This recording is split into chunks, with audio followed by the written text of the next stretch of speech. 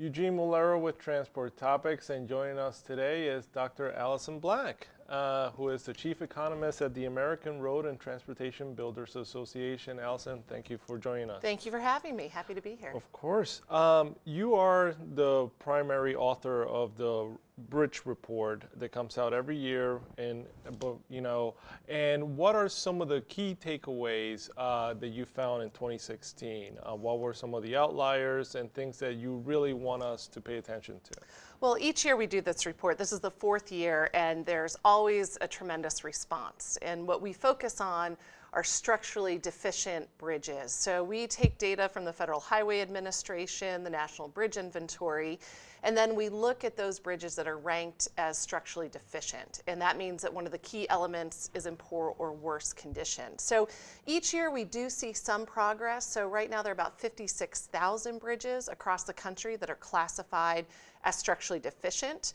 And that's down a little bit from last year. It's incremental improvement, but at that pace, it would take us over 20 years to actually fix just these bridges. So very slow progress is how I would characterize it. 56,000 bridges, it does sound like a big number. What was one state that really jumped at you? We definitely have states, Pennsylvania, Iowa, a couple of states in the Midwest have some significant challenges in terms just of their number of bridges that are structurally deficient. There's always some good news too. California actually cut their number of structurally deficient bridges by quite a bit. So they went down, I think, close to about 30%. So we do see states make progress, but again, it's just very slow. And I think there are also issues. One thing we tried to highlight this year was looking at the performance of the system. So 1,900 of these bridges that are structurally deficient are on the interstate highway system. Those are our economic expressways, those are major freight corridors. So that gets to the performance of the whole network that your folks that are watching this show are really dependent on. And on that point, can you touch on the impact of having bridges that are structurally deficient? How does that affect the flow of trucks, the flow of freight on the roadways? Well, beyond just the bridges that are structurally deficient, any bridge where there's a concern about the amount of weight or the structural condition, a lot of those bridges will be what's called posted for load. So there will be weight restrictions, including a number on the interstate highway system. So then if you think about a business trying to ship their goods across the country or get them to the store or the market, they may have to have reduced weight on certain shipments, so they may have to have extra trucks that they have to run. So these are all costs that add up in terms of business operations that have an impact on businesses across the country, especially those major freight networks. You mentioned that California went toward the direction of improving their system. Overall, how can the country remedy their infrastructure crises, their structurally deficient crises? I think it comes down to an issue of resources. We've seen a number of states raise their gas taxes and other user-related fees. We've had 17 states over the last 3 or 4 years, so that's a very positive sign. But I think some of the inability of Congress to deal with this issue at the federal level has a huge impact. A lot of folks don't realize about half of all highway and bridge construction activity is actually funded through the federal aid highway program. So that money is distributed through the states and their programs, but a lot of that comes from that federal investment. So the inability of Congress to address the highway trust fund situation or to raise revenues for transportation investment means that we're really falling behind. And as we've increased bridge investment, states have more than doubled their spending over the last 20 years. Actually, that's come at the expense of pavement work, which has been down the last couple of years compared to where we were in 2009. So it's really a trade-off when you don't have enough resources to go around. You mentioned the states, and I know that Indiana looks to be the latest state to raise their gas tax. Most likely it could happen sometime this month. And other groups, I know American Trucking Associations, the American Society of Civil Engineers have called on Congress at the federal level to raise the gas tax to do a fix to the Highway Trust Fund. What is ARTBA's view on that? We think that fixing the Highway Trust Fund is absolutely paramount, whether that's through a gas tax or some other sort of reoccurring revenue source. But that stability and increasing the program would help every state program out there. Again, because it's so important, that federal money can only be spent on capital outlays. You can't use it for administrative costs or filling a pothole. It's really going towards those key projects that are going to be helping that national freight network that we've been talking about.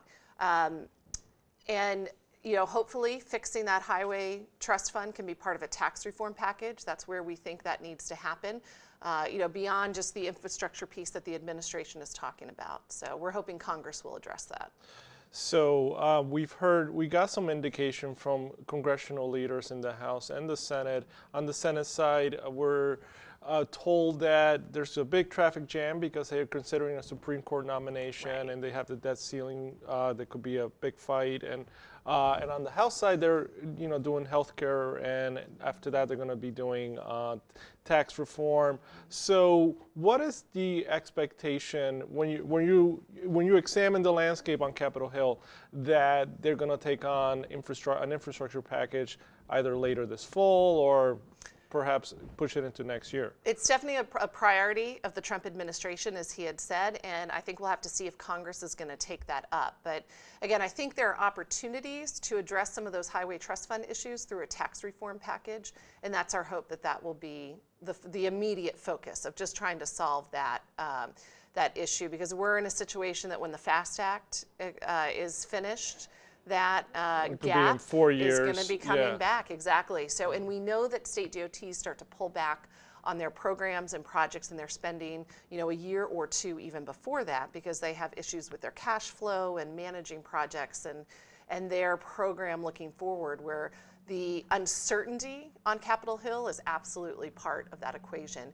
And even right now with the continuing resolution, that's having an impact on the market that we've been seeing. So, and that funding law expires at the end of April. Exactly, but the challenge is that states only have access to part of the money that they can obligate for projects. So they get it in drips and drabs, and we're in a situation similar to that 10 years of short-term extensions that again, don't allow states to really get their programs off the ground. The other challenge is that we're being held at fiscal year 2016 spending levels. So, there's about $1.5 billion in additional funding for this year under the FAST Act that states don't have access to. And we need to make sure that Congress, when they pass the final budget, does include that additional money for the FAST Act. I do want to get your sense as to the fiscal 2018 budget proposal from the White House. And when we talk about a source of funding, some states were the recipients of what were known as Tiger Grants. Right. And so they can build infrastructure projects and assistance. What was your reaction to this, the so-called skinny budget, because they're going to have a fuller budget in May out of the White House? There were not a lot of details in there, program by program details, which we always look for.